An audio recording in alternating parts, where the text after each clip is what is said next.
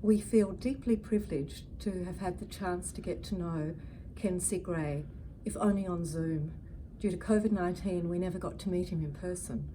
His charismatic personality and his tireless commitment to the Tiaka clan and Bannerman people was so evident.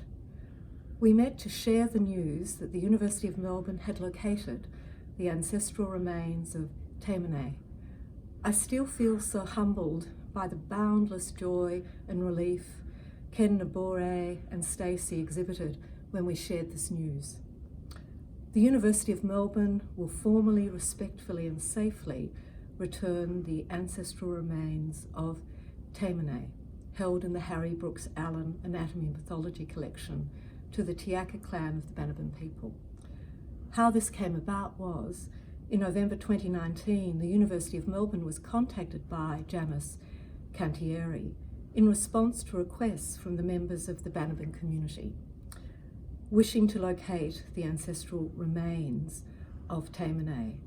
This was a direct result of Ken Sigrah's tireless work. The University of Melbourne's Dr. Lyndon Ormond Parker, Chair of the Aboriginal and Torres Strait Islander Cultural Heritage Oversight Committee, carried out investigations in response to the research inquiry.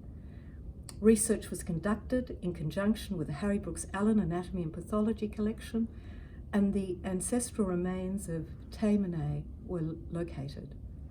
Archival research has verified that the remains of Taymane were removed from Banaba Island in the 1920s by Dr. Eben Coleman Gould, a medical superintendent for health who worked for the British Phosphate Company.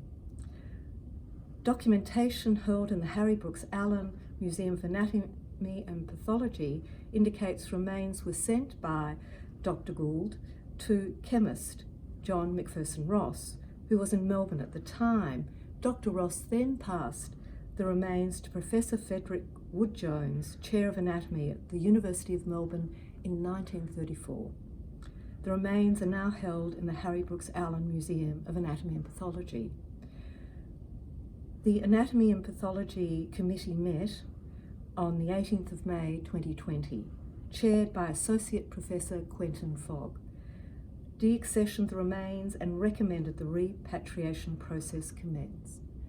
The University of Melbourne apologises and will deliver a formal apology to the elders, acknowledging the removal of the remains caused distress.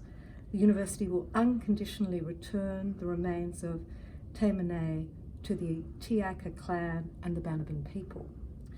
We are so relieved that Ken Sigrah was able to know and be part of the planning of the repatriation of Taymane.